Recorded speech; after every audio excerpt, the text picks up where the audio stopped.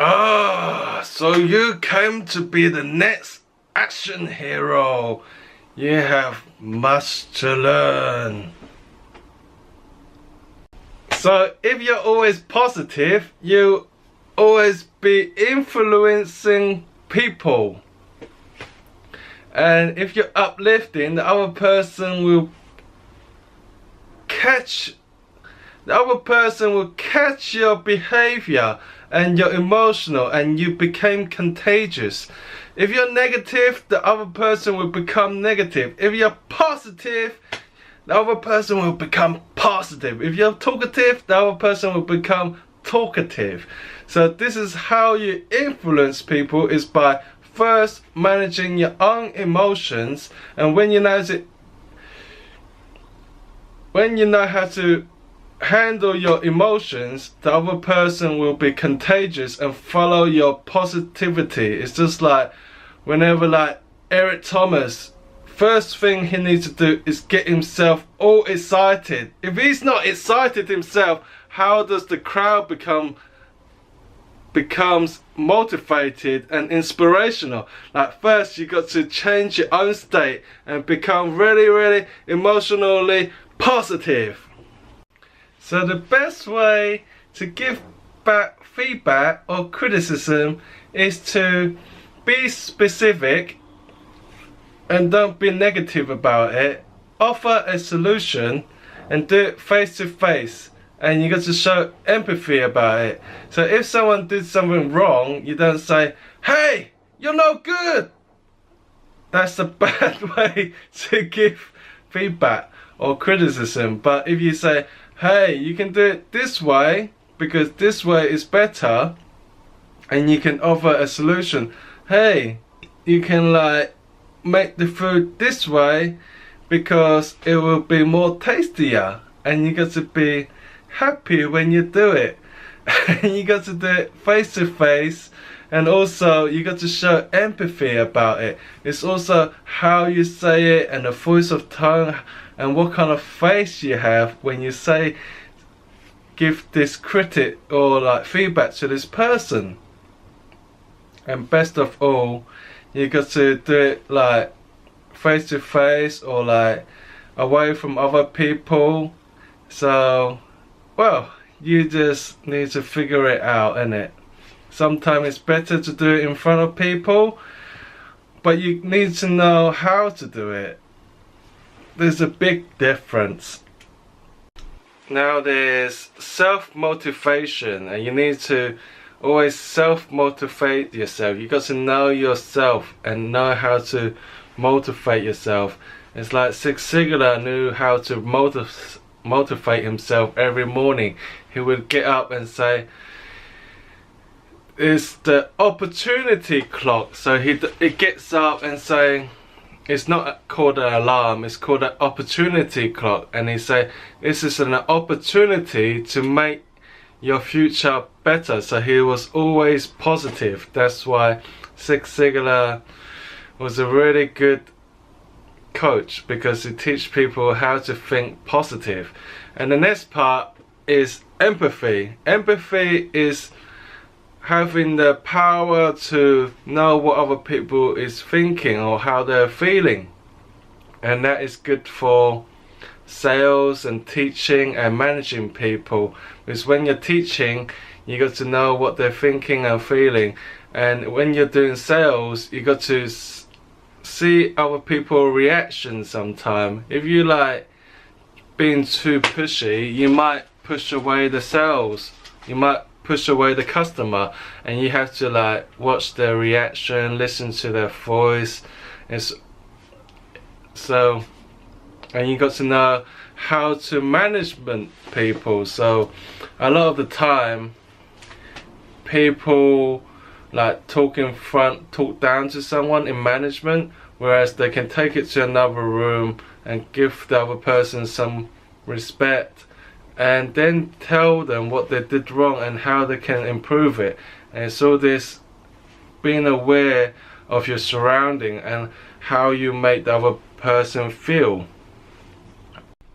Hi, this is Winson, and if you like this video, Remember to share it to your family and friends. And I welcome you today. And today we are going to talk about emotional intelligence. In life there is IQ and EQ, emotional intelligence. So inside emotional intelligence there is self-awareness, and this is about how aware of you in a situation, because you got to know how to control your emotions in some situation. It's like when I was learning how to play a game, I read a book about the mindset, and it teaches you how to control your emotion, because if you let your emotion get the best of you, you end up taking a decision which is not a decision that you want to make. Like for example, someone might say something to you and it makes you angry and you hit that person, but in reality if you could control your emotion, you would not end up hitting that person. So the last part of EQ is handling relationships, and this is really important because you always have to manage your personal life or business life relationships, and how can we use these to make our life better. We'll now talk about that. So the first lesson I'm going to talk about is when maybe you have made a bad decision in some situation because you was angry. So I know I have made many bad decisions, like maybe I said something, or like I ran away because I was angry. Like the emotion get the best of me. So we got to be more aware of the emotion that we have. So a way to control your anger is to take deep breaths, or walk away from the situation, or you can write down like what you're feeling, and once you write down what you're feeling, you can reframe it. So for example, you can say you just met someone and they say they're really emotional, or so how do you reframe a thought? So just like you meet someone new and they reject you, but you don't understand why they reject you, but don't think of it like that way. Just reframe it. Oh, maybe they had a bad day at work, and then you just move on with your life. And that's how life is. Sometimes it's not what you see. You don't get what you get in life, but you still move on in life. So remember, if you feeling angry or sad, just take some deep breath.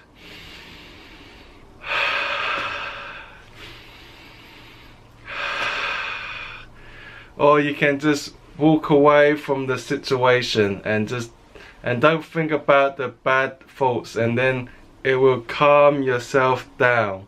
And then the next suggestion is to reframe you. A lot of the time people give you some negative thought, but you can just reframe it. Oh, maybe they just got fired, or maybe they didn't have a nice dinner, or they just broken up with their girlfriend or something like that, and then you just reframe the situation and just move on in life.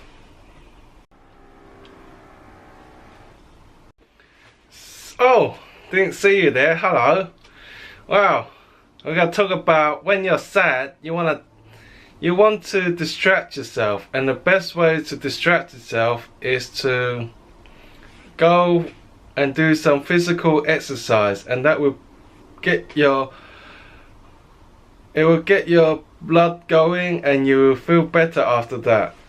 It's like if you're sad, don't cry about it. Just find something to distract you, just like watching something funny online, or find a funny movie to watch. Like what I do, I would watch Kevin Hart and it would just make me laugh. And after that I forget about what I'm sad about. What was I sad about? So you want to like read an uplifting book, or you can go and watch some football. Everyone likes, you want to go and watch some uplifting sport like basketball or like football. I was walking past the basketball court and I saw some kids training and they were like rolling on the floor, and I find that really amusing. At least, yeah, I wasn't crying, I just got myself distracted. Get out the house and distract yourself.